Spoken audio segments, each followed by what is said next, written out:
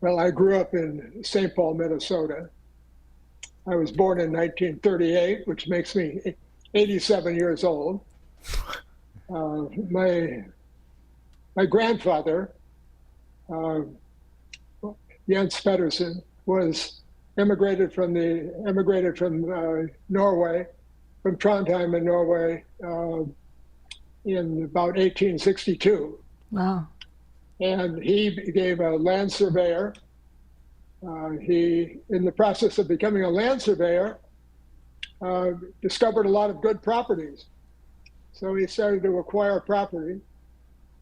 And after that, he decided to do a little building, which he did. And then about 1920 something, he started a plan service called Practical Homes. And he was enormously successful with this. The homes he did were beautiful, all of them described with his elegant usage of English language. And he built a home for himself on Summit Avenue in St. Paul,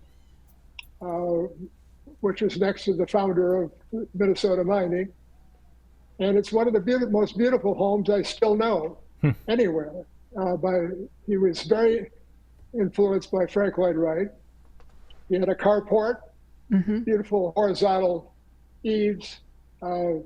It's an extraordinary house. And so I can't say that I ever had long discussions with him because he died when I was 2, unfortunately, just before the war. Wow. And so I can't disregard him, however, as a seminal influence in my life, because my father worked with him all during the construction of that house. My father was also a land surveyor. In addition to that, he took on the continuance of Practical Homes and brought it out, particularly during after the Second World War, where the returning GIs were coming back to the United States, wanting to build homes for themselves. And so he had the concept of sending a free copy of the book to every lumber dealer in the United States. And in turn, if they requested copies of the book, he would put their name on the cover of the book. Most of the GIs that came back bought their house plans, bought their lumber from lumber yards, and many of them built their own houses. So as a result, the building of houses, the doing of architecture was something that was very familiar to me. I worked with my father during my high school years. Of course, I had very specific ideas about my father's architecture when I became an architect, but nevertheless, it was a very seminal experience for me. However, before that, I was sent to a very small boys' school in St. Paul, Minnesota. It's called St. Paul Academy.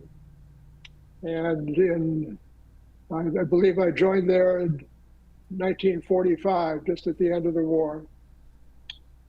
And I had the good fortune of coming in contact with a woman by the name of Beulah Brown, who was the principal of the school, who was an extraordinary pedagogue, one of the greatest influences on my life.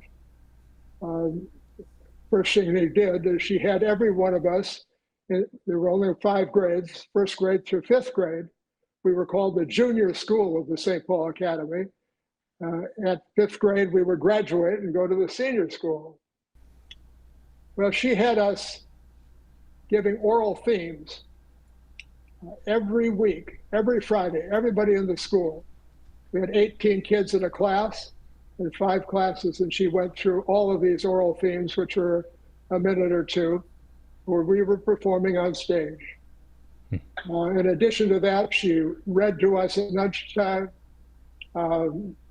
There were 5 female teachers in my early years.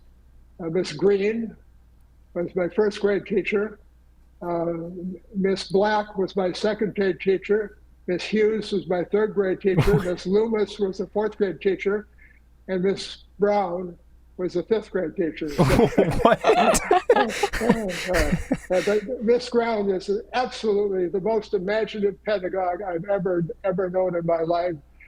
And she had us starting our day with oral arithmetic. Every day we began it with oral arithmetic. I should say before that, we did finger exercises to initiate the day.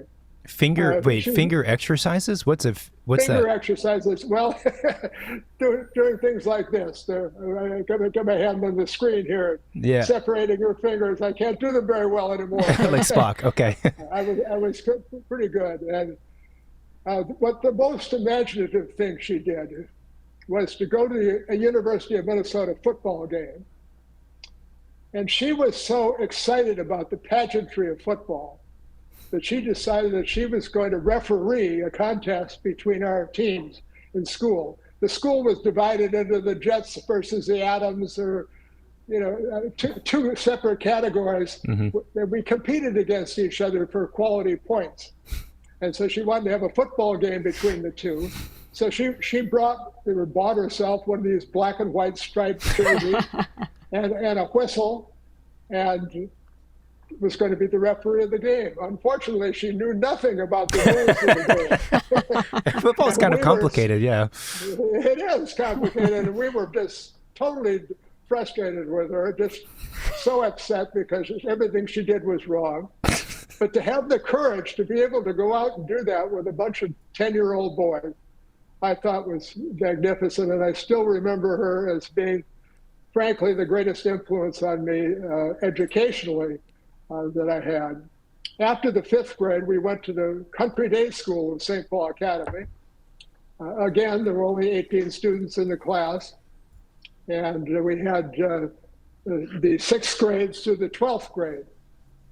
And I was going into adolescence, and my focus entirely changed. I was really a good student, maybe the top student in the school in my lower years. I went from the top student to the lowest student in a matter of 2 years. And you can imagine my poor parents how they had to deal with this, but I became enormously enthusiastic about athletics. And because our school was so small, we needed everybody to participate in athletics. And I did so with an enormous focus and enthusiasm. We were also a military school, and we had platoons and battalions, or companies and battalions. And during the 6 years I was there, I was ultimately elevated to become the major of the battalion, which it was for me a big thing. For some of my classmates, not such a big thing. We had a final reception on the front lawn of the school, and I was to stand reviewing all of the troops, and as they came by, I was to pull my sword out of my scabbard. Well, one of my friends had unscrewed the hilt of the sword from the handle, and as they came past, I just waved the handle and wing in the air, much to the delight of everybody. Not to me, however. But nevertheless, I was going to be going potentially to West Point. West Point would send recruiting officers to the school, and they looked terrific. They wore these incredible uniforms, and I said, that's what I want to do. So I sort of lined up an appointment to go to West Point. But then at the last moment, I decided, I really want to play hockey for the University of Minnesota. And no one from my little school had ever even come close to playing hockey for the University of Minnesota. And so I decided that I was good enough to make the team. I knew I was good enough to make the team, even though our team was terrible. So I enrolled at the University of Minnesota, selected a major. I went to the School of Engineering and selected as a potential major architecture. But, I was not really focused upon it at all. I just did it because it was something to fill out. But my real interest was making the freshman hockey team. And this freshman hockey team, it had almost everybody who was all-state in Minnesota playing, plus several Canadians, and really top-flight competition. Well, the long and short of it was that I was one of 3 people to be elevated to the varsity in my sophomore year. Whoa. So, and in addition to that, I had as my roommate and my teammate, Herbie Brooks. And Herbie Brooks was the Miracle on Ice in 1980 when the Americans beat the Russians. Herbie Brooks was the captain of it. What? And Herbie Brooks, when he died, had a full-page obituary in the New York Times. I've never seen that before in my life. Wow. He was considered the greatest sporting achievement of the 20th century. And Herbie and I had played against each other in high school hockey. What? And he was on a team which was a state champion. And we played them and we got beat 16-1. Oh, no. And I scored the 1 goal. Yeah, yeah. And one of my good friends, Finley Lewis, who was a journalist, went to Washington, D.C. to interview with the president when the team was given a reception at the White House. And he talked to Herbie, and Herbie said, almost as if the winning of the gold medal meant nothing. He said, you know, we beat you guys 16-1, and I scored 6 goals in that game against you guys. Well, anyway, he was my teammate, and not only that, the goalie for our team became the goalie for the 1960 Olympic team that beat Russia in Squaw Valley, Jack McCartan. So it was a high level of hockey I was playing, and I was really intending potentially to be a professional hockey player. That was until my first design project was due. We started architectural design in the sophomore year, and I started the first 5 games for Minnesota. And on the 6th game, my project in design was due at 4 o'clock in the afternoon, and I frankly was so far behind on it that I stayed up like 3 nights getting it done. And I played so badly that when I came off the ice, our coach, who's always called me Pedersen, except when he was angry with me. When he was angry with me, he called me Pedersen. And he looked at me and he said, Pedersen, take a rest. And frankly, I've been resting ever since. You took his advice. I still traveled with the team, but you know, it just, I had my focus was elsewhere. I was not going to get through architecture unless I switched my focus. And so I gave up architecture after my sophomore year. And it was sort of a gradual climb because I was so far behind. And it wasn't until my 5th year that I really started to get a hold of things. And wait, so did you say that after second year you gave up architecture or you gave up hockey? No, I gave up architecture. Oh. Excuse me. No, I gave up hockey. Okay, that makes more sense. And I literally have not skated since 1958. Wow. It's a long time ago. So hockey was clearly, well, one, you were clearly very good and surrounded by these incredible athletes, and you had a lot of passion for it. Actually, I have 2 questions. One is, what was it about hockey that made you love it so much? And then my second question is, why leave it for architecture? Well, why we leave it for architecture? Well, first of all, the game appealed to me more than I played baseball and football and golf and did almost everything athletically. But the game appealed to me from a visual perspective, mainly because of the fluidity of the whole process of skating. To me, it's magical. And as a matter of fact, I designed a hockey arena for the Newark team in Newark, and it was all based on the fluidity of skating. And one of our best buildings, number 1 Jackson Square, is also based on that fluidity. So it was a visual thing as well as a competitive thing. I like to compete as well. And so even with that, what about the design studio and the architecture bug that bit you was so enticing that you would leave hockey and pursue design? Well, there really was nothing but survival, to be perfectly honest with you. Huh. In my freshman year, I took solid geometry, and I was doing extremely badly in that course. And if I had not passed that course, I wouldn't have been eligible even to play in my sophomore year. And that was, believe me, that was a motivating factor. So I stayed up all night for close to a week. And I got an A on the final exam in solid geometry, and I got a C for the course. And just to show you how bad it was, I potentially would have been ineligible. Wow. To play for the hockey team. So it got to the point where I had to realize my priorities. And while my architectural start was very, very questionable, I did have the good fortune between my fourth and fifth years of running into or being asked to work for Leonard Parker.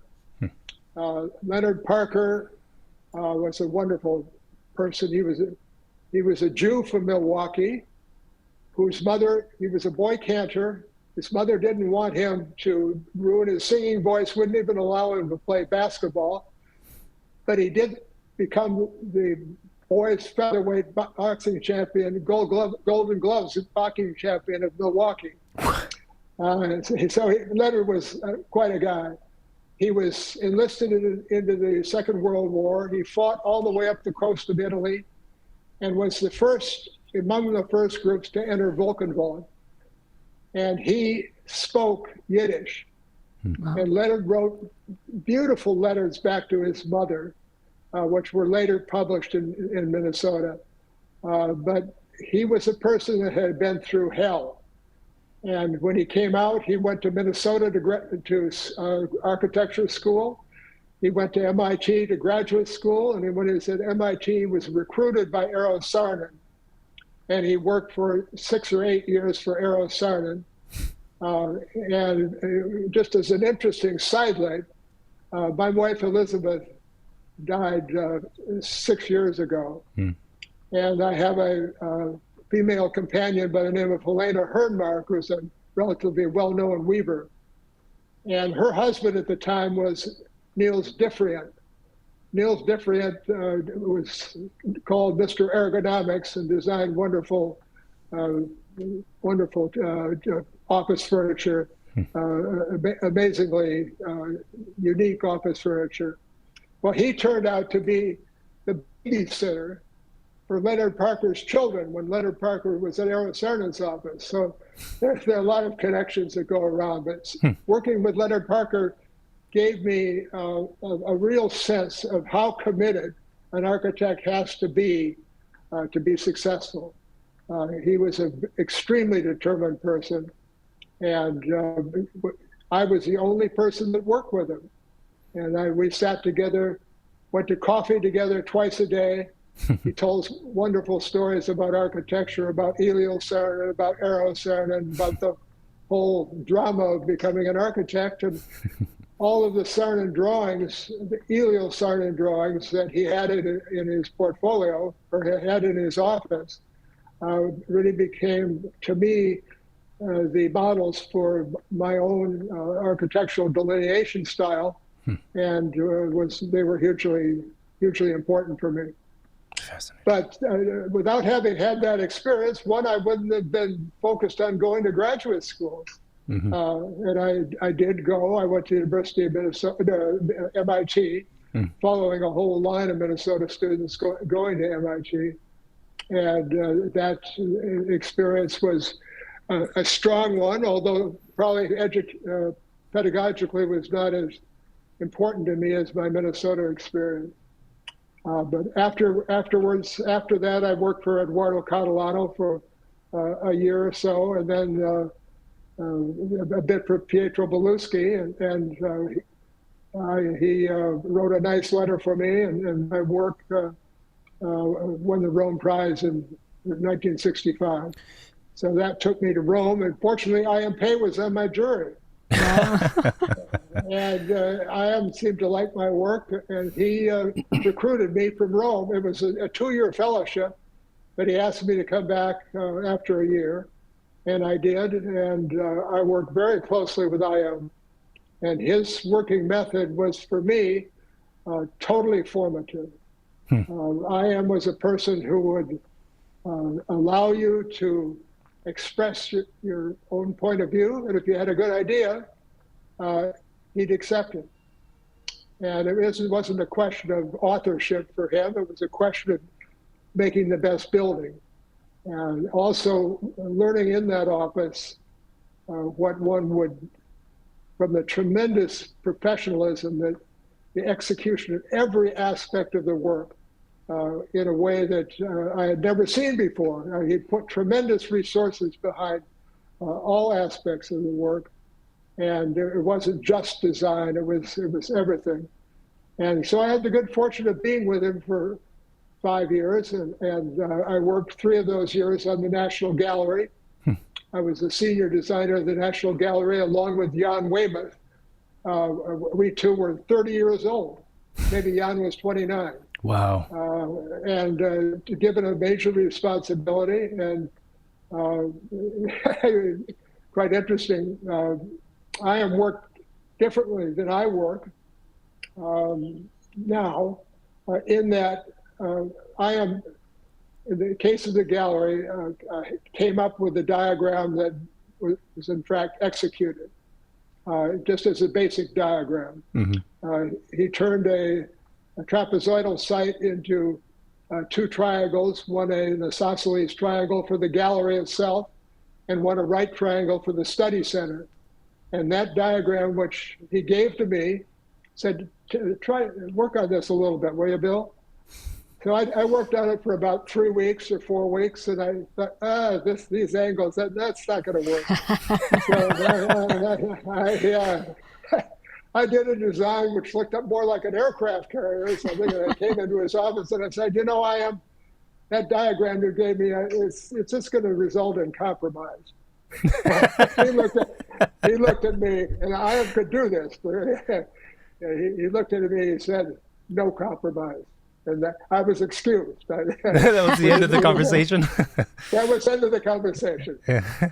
But during the development of those 2 triangles, I believe I played an important role, and I.M. was very encouraging. And it just, to work in that environment and to be able to work with people in that way was, for me, there was no ego involved, although I.M. had plenty of a big ego, and he was determined to build what he wants. But anybody who could contribute to making the design better was appreciated and was listened to. And that was a seminal influence for me.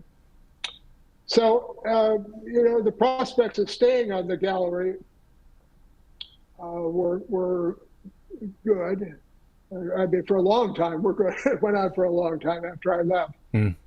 But, one of the things that I.M.'s office did not offer was the opportunity to work independently as an independent designer.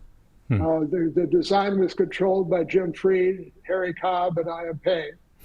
And there was no real potential to work oneself up into that level of leadership, design leadership.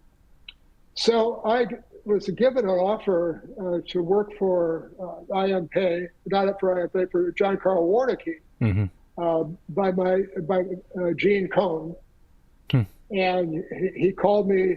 I'd been on the gallery for about 2 years, and he called me because someone who had been at Payne's office had gone to Warneke's office and recommended that he get in touch with me. So he called me, and I said, I'm really not ready to go yet. The gallery still has a lot of work to do.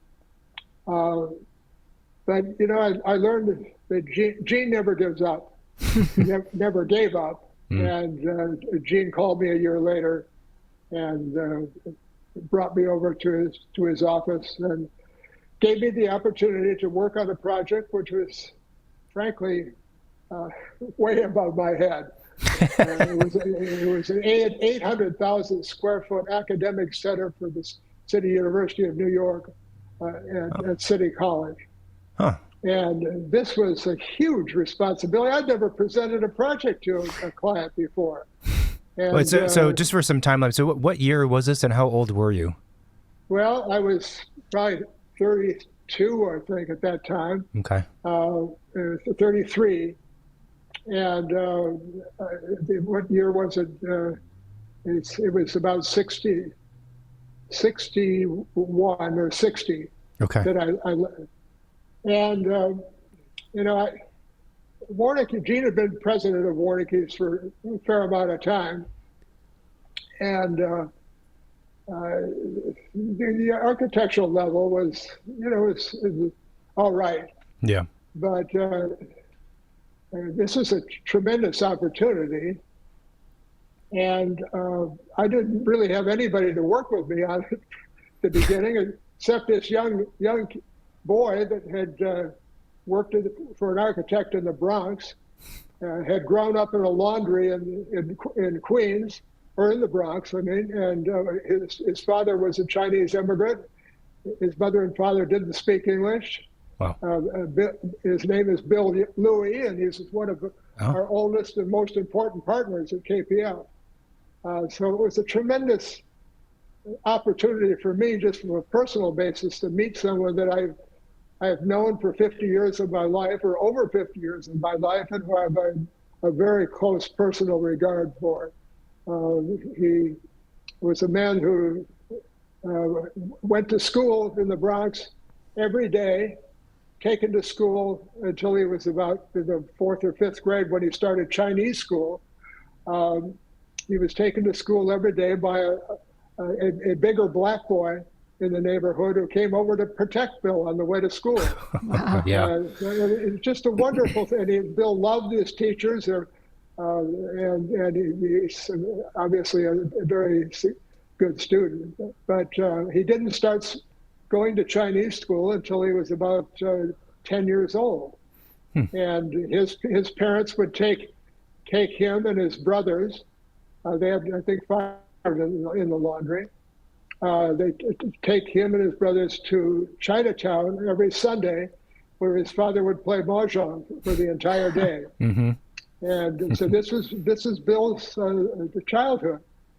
And one can only say that only in America could this possibly happen. Right. Someone could go from that level to an entirely different level. Anyway, Bill worked with me on the City College project, and we had our first meeting, and this was with Bernie Spring, who was head of the School of Architecture, and all the heads of the departments, because it involved virtually the entire school. This building did. It was 800,000 square feet, and I presented a design like I would present a design. I presented something very passionately, and without any success at all.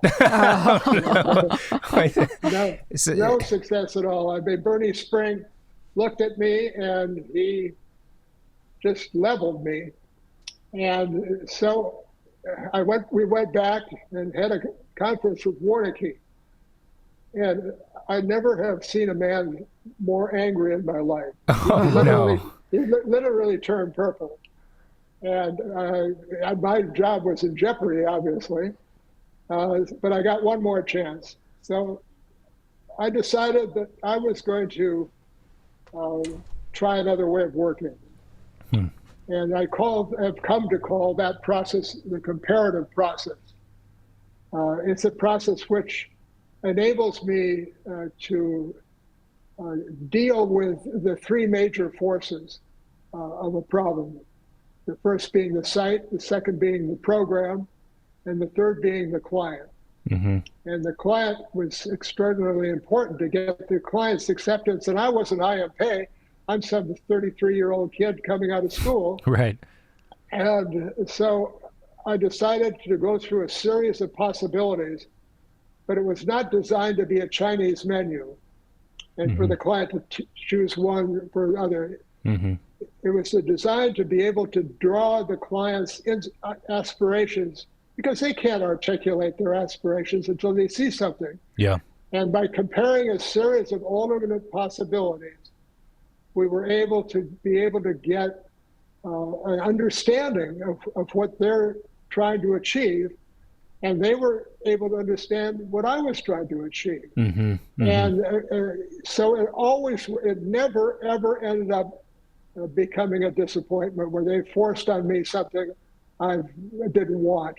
I was able through this process to always get what I thought was the best design, but at the same time, I was able to get something that they thought was the best design, and that they had a role in it. And that's so important, that they feel committed to the design. So that process is what Bill and I worked on. Bill stayed with Warnicke's office before when we started our office, but we began the office in 1976, KPF. Mm-hmm. And 1976 was probably the low point for architecture in New York City. There was a huge level of unemployment, some say 60%, something of that nature. Wow. The city was virtually bankrupt. Many of the city, including the city college job that I started out, wasn't started in construction for about 7 or 8 years later. But the situation was such that really Warnicke had very little work. And so we decided, Gene Kohn, Shelley Fox, and myself decided to go out. And Gene was the catalyst that made this work. He was the one that had the courage to go out there. None of us had any money. I had maybe $50,000 in a bank account. Gene and Shelley were about the same. Mm-hmm. So we had no money at all. We went around looking for office space, and there was a ton of architectural office space available, all with partners sitting and being practically the only occupants of space. So it was a very difficult year to start, but Shelley had some important contacts with ABC television, including an old family friend that basically ran their construction. And we were able to get some work with ABC, which was totally fundamental to beginning our career. And then several other things came in, and we started to develop a little momentum. As a matter of fact, we started to develop so much momentum that it felt to me, as a designer responsible for this work, that this work was coming in over the transom. And how was I going to do all of this? And the answer was that I wasn't going to do it. So Gene was we were totally different personalities. Gene Kohn was very entrepreneurial, very much focused on external aspects of the office, even though he was a great leader on the interior. Shelley was very specific about the management of the office, and I was focused on design.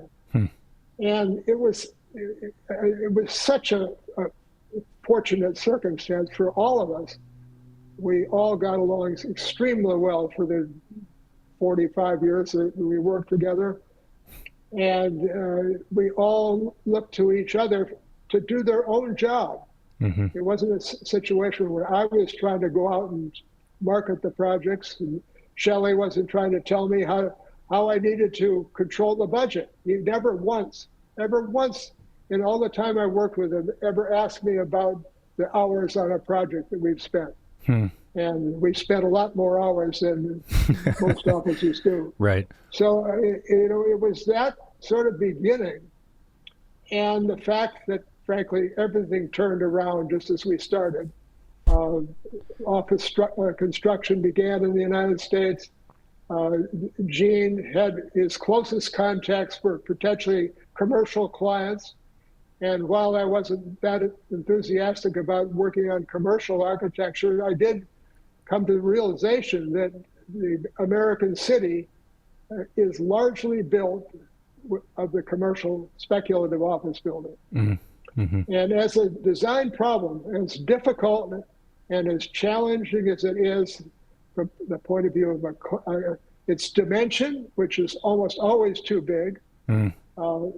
Its internal dimension, which allows for a distance from 45 feet from core to outside wall, mainly because of air conditioning, mainly because of external window washing. All of these things were not, they weren't dealt with during the Beaux-Arts era. These new dimensions totally changed the nature of the office building and made it, frankly, almost an impossible design assignment.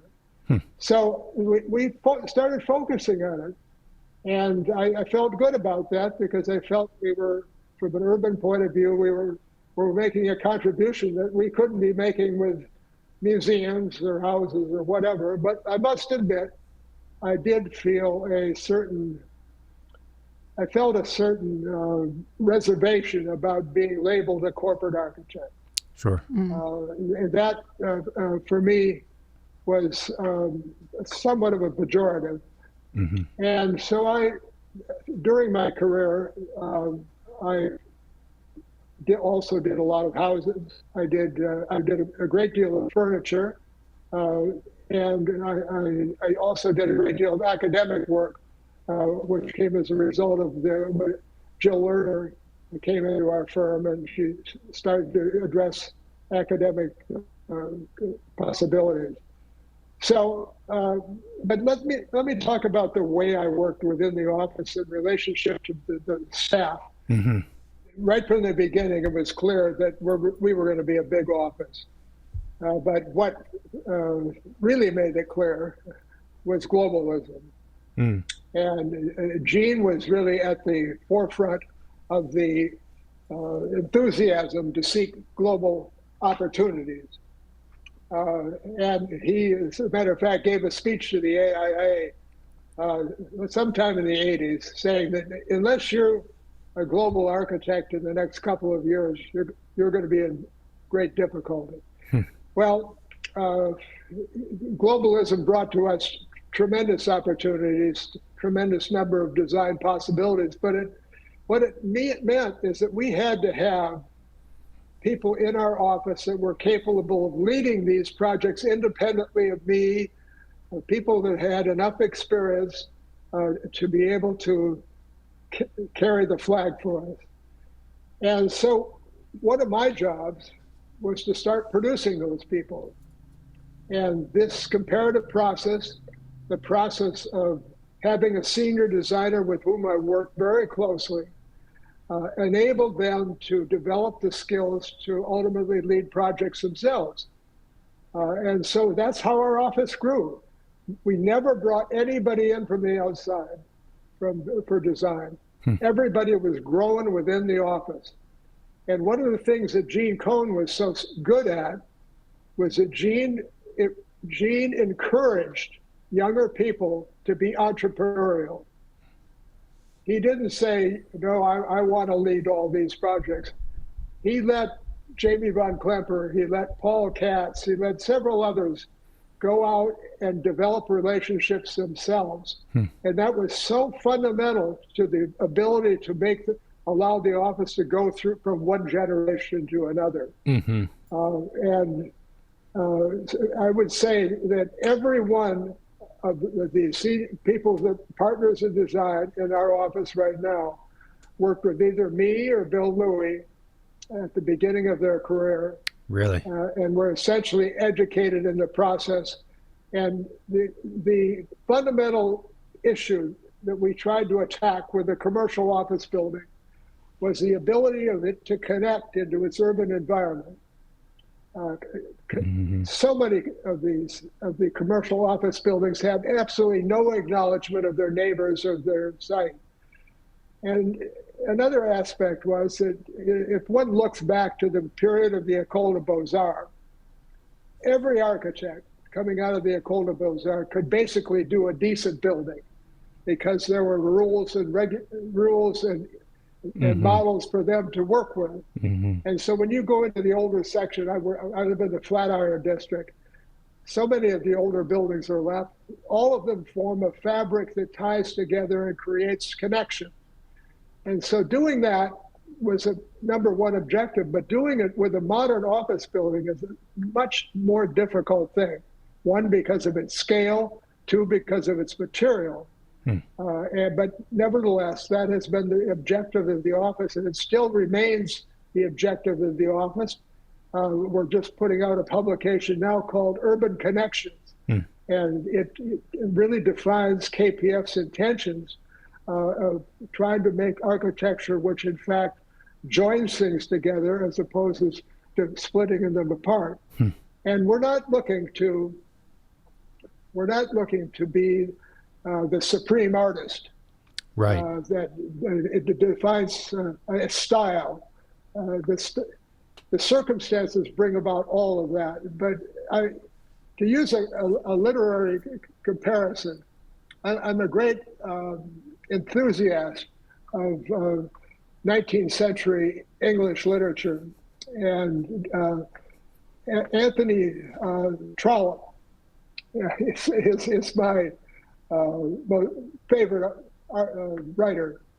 Anthony Trollope wrote 45 books, 45 novels, all of them long, all of them about the texture of English life, and extremely enticing novels. But he never considered himself to be a great artist. He said, I'm a writer. That's what I do for a living. I finish one job and then I go on to another. And he wasn't looking at himself as being the Dickens of the time or whatever, although some compare him to it. But comparing him, for example, to someone like George Eliot, who in almost every paragraph of Middlemarch, you can see sort of an amazing philosophical understanding of a situation which was just pure genius. Well, we have a few geniuses in architecture, but they're very short supply. And yet you go to architecture school, and architecture school tries to train everybody to be a genius. Well, it's an impossibility. We have good architects in our office. I think I'm a good architect, but I'm not a genius. And I found a way through working with other people and finding a way to get the best out of every possibility. And that's the way KPF has been built. And one of the reasons for its longevity in terms of the people in our top positions is that they were able to find a way to get something out of their career for themselves. And that to me is important. The young architect coming into an office ought to be able to see the possibility of someday achieving their aspiration. So that's a really that's a really interesting I don't know what you call it, observation about architecture in general, and the need for more good or great architects to produce good buildings that contribute to the urban fabric, instead of all architects trying to be the one that has their shtick, their special thing where they do stuff out of red shards of glass, instead of always trying to be the icon, the artist, and the thing that stands out, but to do something that contributes back. It's a very different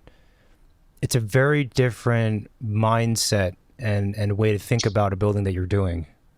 Well, I wrote a book about my work. I don't know if it's really considered a book. It's more a catalog about my buildings, but I described them fairly accurately. And basically, I called the book Gesture and Response. Oh, yeah, we have a copy. The gesture is not intended to be my work. The gesture is what the site gestures. And the response is the architectural response to the site's gesture. And that's an important inversion, because that means that it's almost impossible to produce a consistent style with that attitude. The style it results as it evolves from the nature of the place. And somewhat edited from my book is a period of postmodernism, which I went through in the early 80s. And there I felt that the fabric of the traditional city was all based on the building's boundaries, the way a building met the earth, the way the building met the sky, the way the building met its lateral neighbors, and also the way the building made a boundary around its apertures. It was all based on boundary and connection. Well, all of that in modern architecture was somewhat disregarded or lost. The opportunity to be able to make connections of the same type. I tried to do it with more conventional commercial buildings, but frankly, while some of them I think are adequate buildings, pretty good actually, unless everybody buys into this concept of connecting in the same way as they did in the Beaux-Arts, it's sort of a fruitless thing, because you stand there hoping for connections, but there's nothing to connect to. Right. So I left that for a more generalized gestural response to the nature of the context. Interesting. You know, it's funny. I've never thought about that point of if when you're an architect and you have a building, even if it's a large and significant one on a critical site, if you do a great building that is responsive, like you're saying, but everyone around you is just doing whatever they want, and then it could potentially end up creating kind of a shit show, regardless. Well, it's really the position that we have today. The urban environment is lamentable, and it's so bad that it's one of the it's one of the reasons that people are sort of saying, hell with it, I'll just do my own thing, and the urban environment is impossible to resuscitate. I at times am very tempted with that myself, but the easiest building to design is a building that it doesn't make connections. It's just an isolated piece by itself. Yeah, and we see a lot of those. Yeah. But and the geniuses in our field are very few. But there is one genius, I believe, that can do both. He can create a building of tremendous identity and emotion, but at the same time create connections, and that's Frank Gehry. And when you look at Bilbao and you see the way it's woven into the city, it is so impressive that something of that energy and that diverseness could be integrated into a city in a positive way. But we're not all Frank Gehrys, so the rest of us have to find ways of doing it in a more conventional way. That's also interesting, because I think Frank Gehry is a figure who is a very easy target to be described as an example of an architect who is more focused on creating his own artistic expression rather than being responsive. Yeah, every time I go to one of his buildings, I always see the relationship to that context, which doesn't appear, but the scalar relationship to the context, the way that he creates points of energy within his buildings. Right. I'm not meaning this to be a commercial for Frank Gehry, but sure. I am saying that it is possible to be a genius and produce a building of great individuality, but at the same time, a building that connects well. And right. The history of architecture certainly has proven that to be true. As you're speaking, I mean, there's a number of iconic and well-known buildings that KPF and you have done. But we lived in New York for a period of time, and the one that I would walk by all the time, and for many years I did not know it was a KPF structure, was one Jackson Square, the ribbon window facade at the corner. Yes. And yes, and it's a funny thing, because I would walk by it all the time, and as an architect, you're always looking at buildings.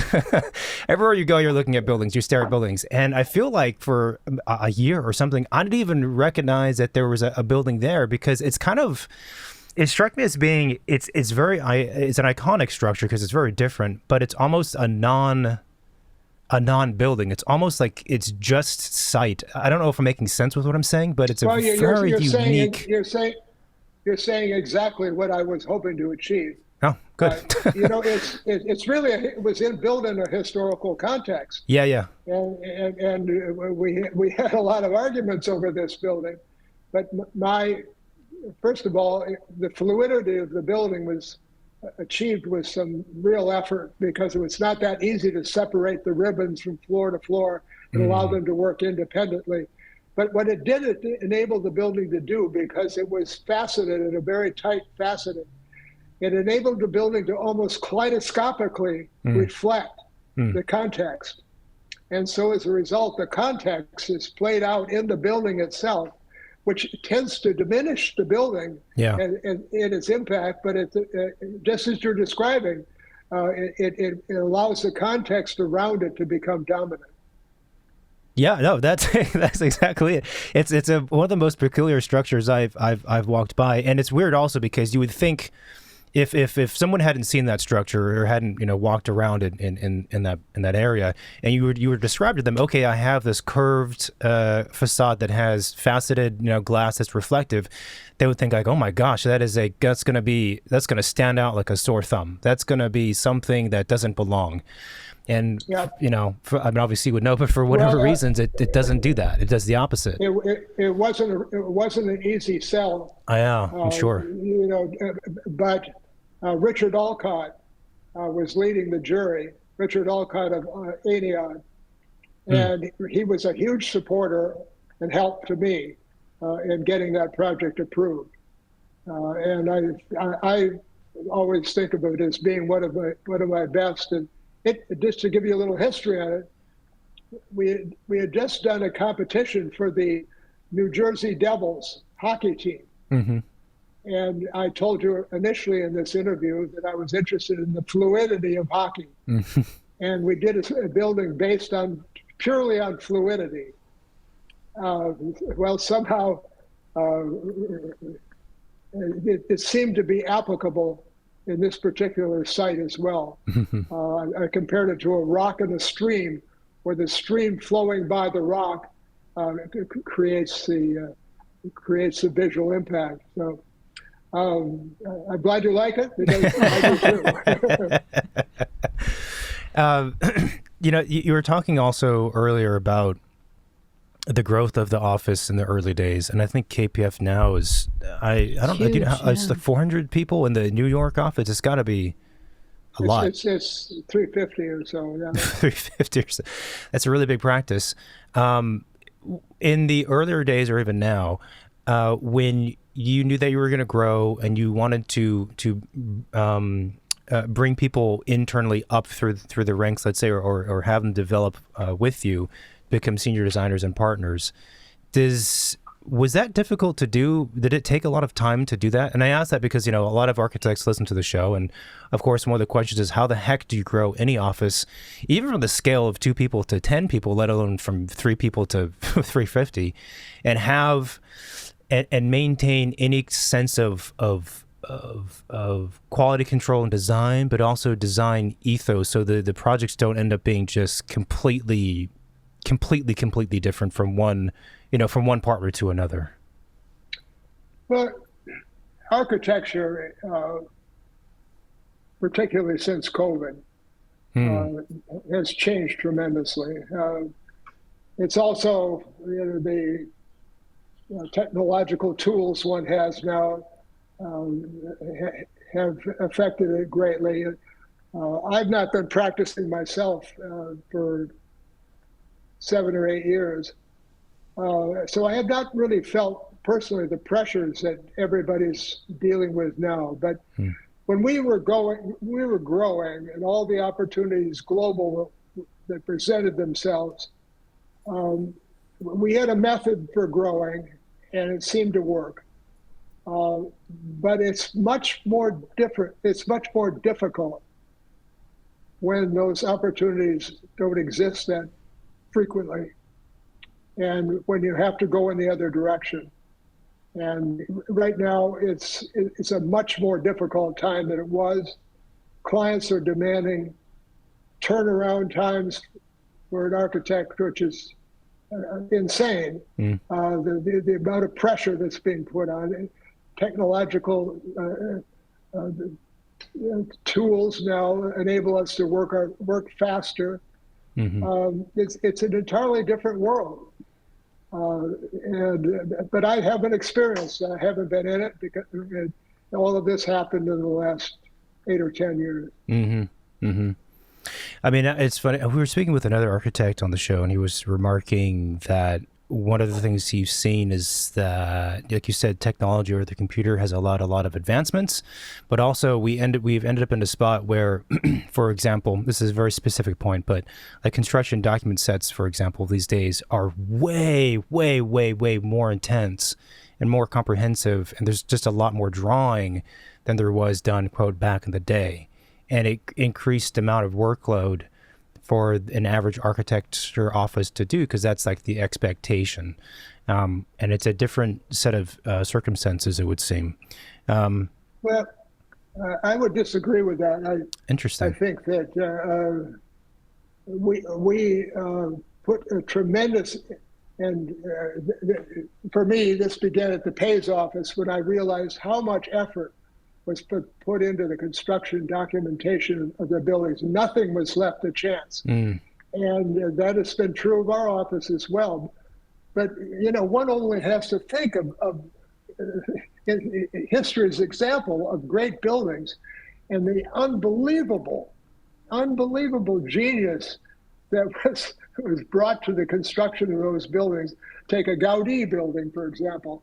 Yeah. I mean, those forms just didn't happen by themselves. Those forms came through, documentation, which is presented in a way that, and without the assistance of computer geometries or any of that. Yeah. I mean, that people really knew a hell of a lot more about geometry than we do now, because now we can get it at the press of a finger.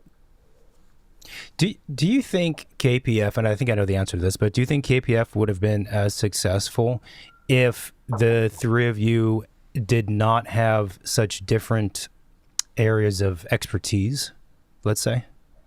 Absolutely not.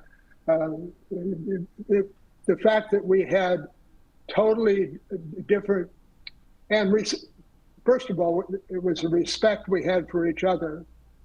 And secondly, I was allowed to do what I thought was necessary in design. I didn't try to be the Gene Kohn of the office. And Shelley Fox managed both me and Gene in a way that was extraordinarily important. And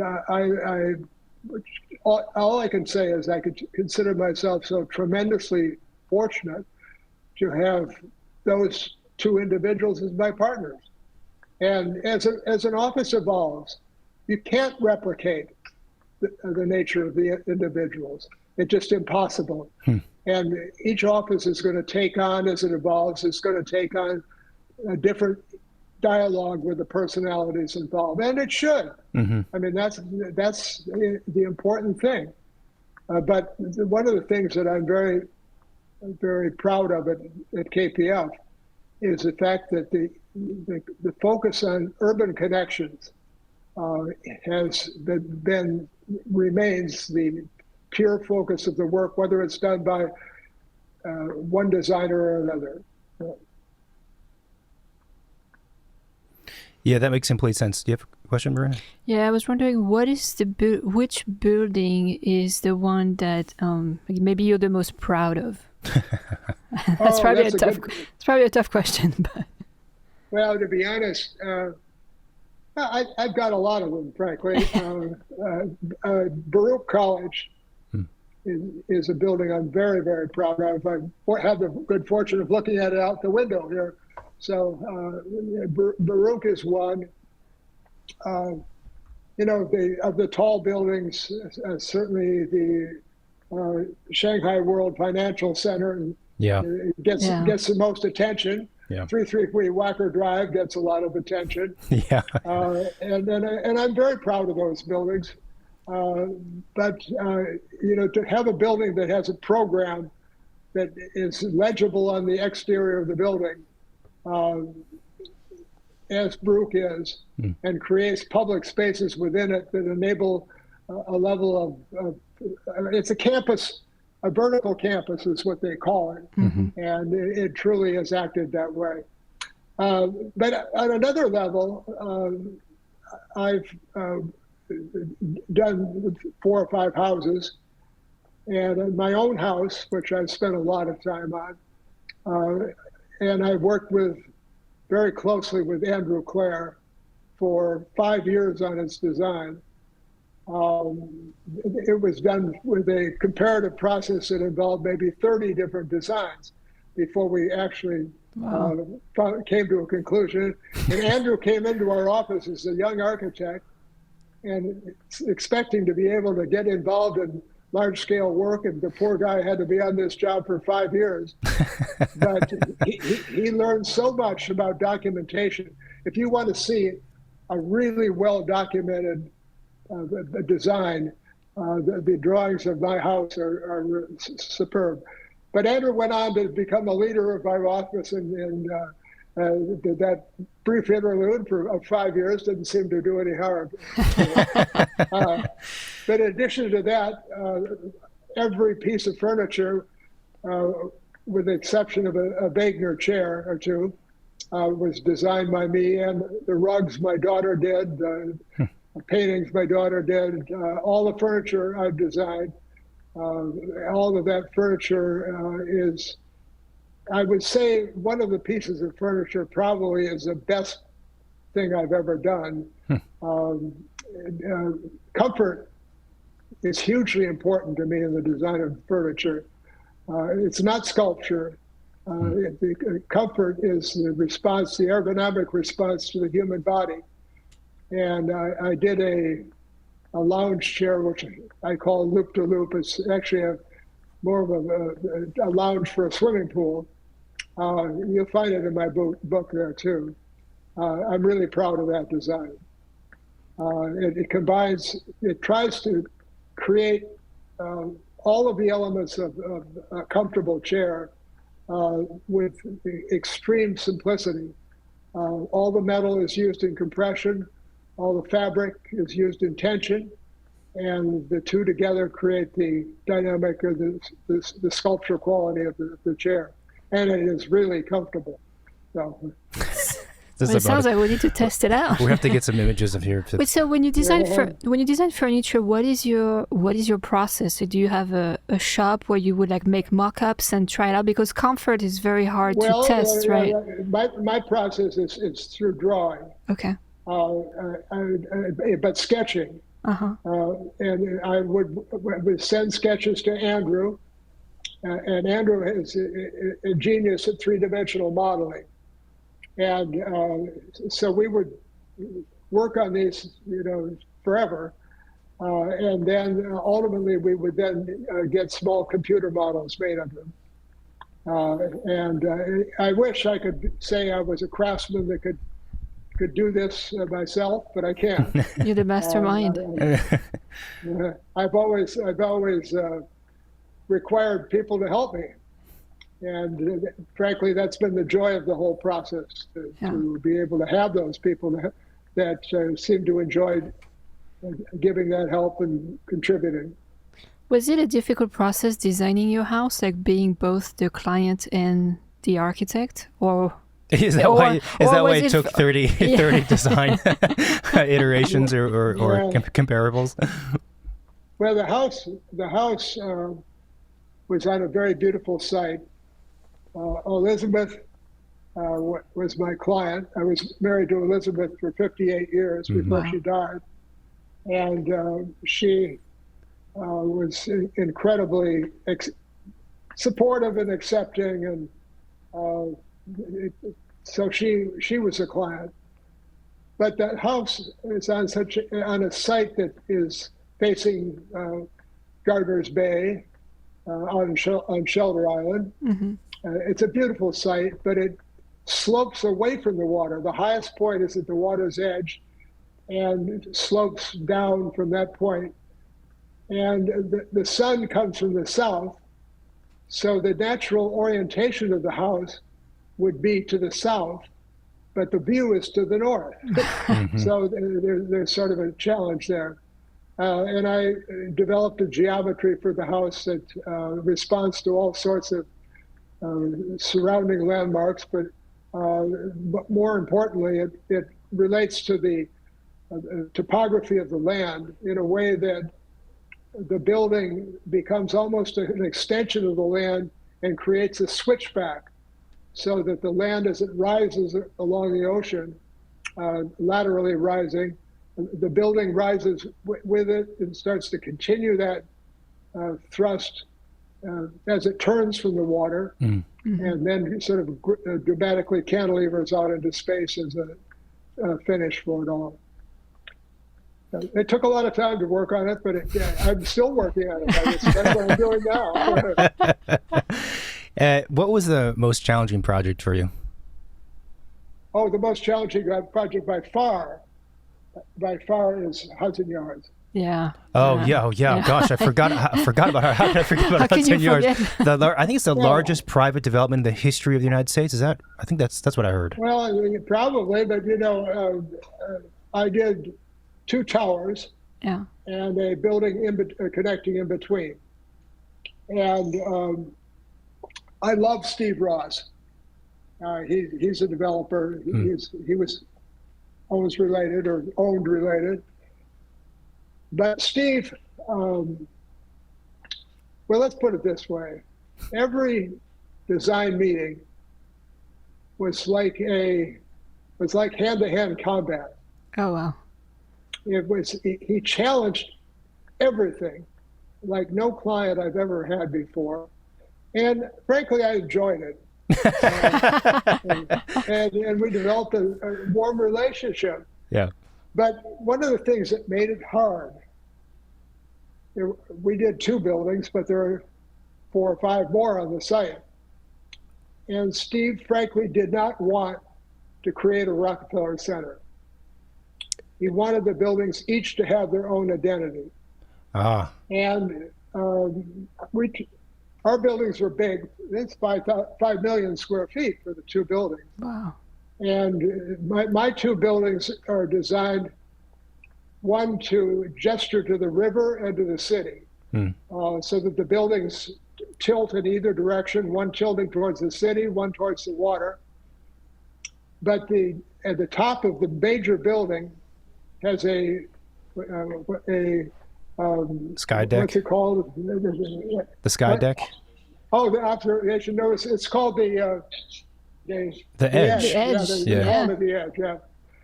And that edge cantilevers out, and is exactly the same height as the observation deck is of the Empire State Building. Oh. And the 2 buildings are on 34th Street, and they look at each other. And that's number 1 connection.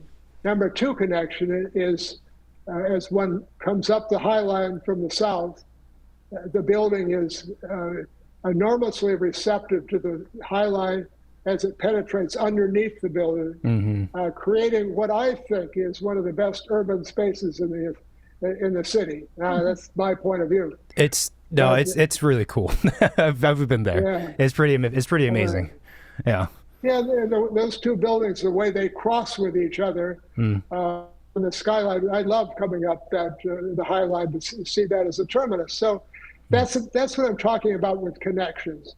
And then we created Elizabeth Diller and Scofidio designed the shed. And the shed was actually designed before our building started its design. And she had won it in a competition, and the shed was basically organized north-south. So its loading dock was essentially off of the High Line. Right. And the building somewhat did not enable a potential space in front of our building. So I suggested it be rotated such that it would be basically parallel to the High Line when it was going from east to west. Right. And that enabled us to create a stepping of the first tower that's stepping down to relate to her building. And I think the space between her building and our building is one of the really nice urban experiences. Mm-hmm. The rest of the space, well, let's put it this way. I said, Steve, when am I going to get a chance to weigh in on the vessel? He said, when it's built. When it's built. And I can't say anymore. Well, we have our own thoughts, which we'll share in another recording, which probably aligns with yours. I think actually it's not easy. I find for an architect in general to create really high quality spaces around the building in the manner that you're describing.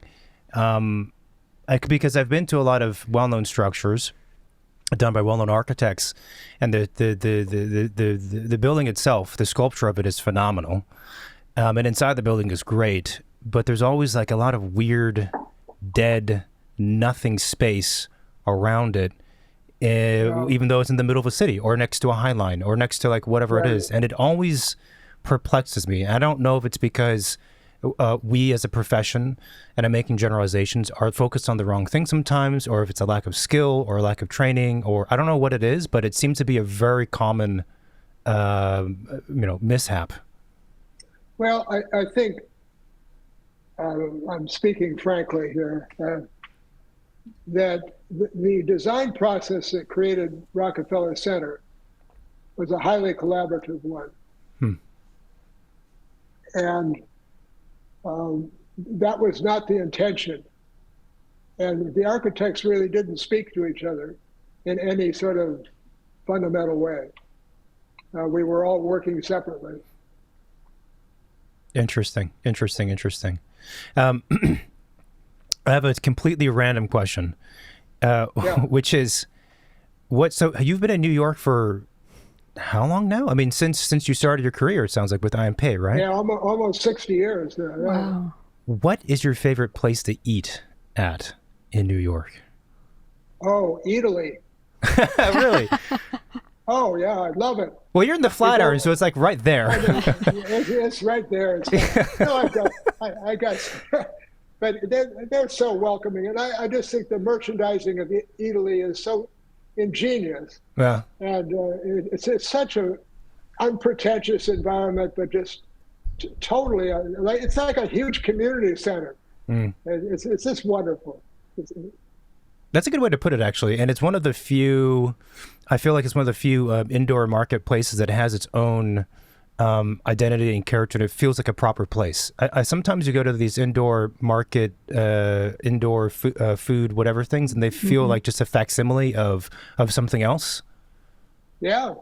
Well, my good friend Joseph Giovannini, we eat there quite frequently, and he said, "Oh, meet me by the oranges." So I know exactly where the oranges are. So we meet by the oranges, and it's such an imageable place. I mean, every place, every part of it has a separate identity, and it all flows together so beautifully. You should design in Italy. That'd be fun. Yeah. One of my last questions is that, with such a long and successful career, is there anything when you look back that you would have done differently? I don't have the personality that would enable me to do things that others have done in terms of generating a practice and building a clientele base and still doing excellent work and having a single off the ship like Roshi Softy or name several others. I was totally dependent on Gene's role. Gene was totally dependent on my role. I was totally dependent on Shelley's role. I couldn't possibly manage the financial aspects of the firm. And so the answer is no. I would, at times I think I would have enjoyed residential work on a small scale. But frankly, to be able to do work at every scale, to work at the largest scale and to work at the smallest scale. And the work I've done on furniture and houses was essentially done independently from the office. It wasn't right. that work I brought in. And I did the furniture for myself. But, having the support of an office such as we built is such a marvelous thing. So the answer to your question, no, I have no regrets. That's a good answer. That's a good answer. And our final question, which is kind of a tradition in the show, is what is your favorite building? What is my favorite building of my own? It could be of your own, or it could be done by someone else. If there is one that you feel is really moving or very special for you. Well, I've already mentioned Bilbao. Yeah.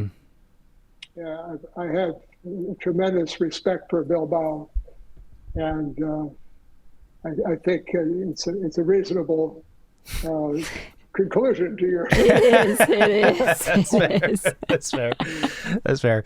Bill, the time flew by incredibly quickly in this recording. I think this is like one of the fastest feeling recordings we've had in a long time.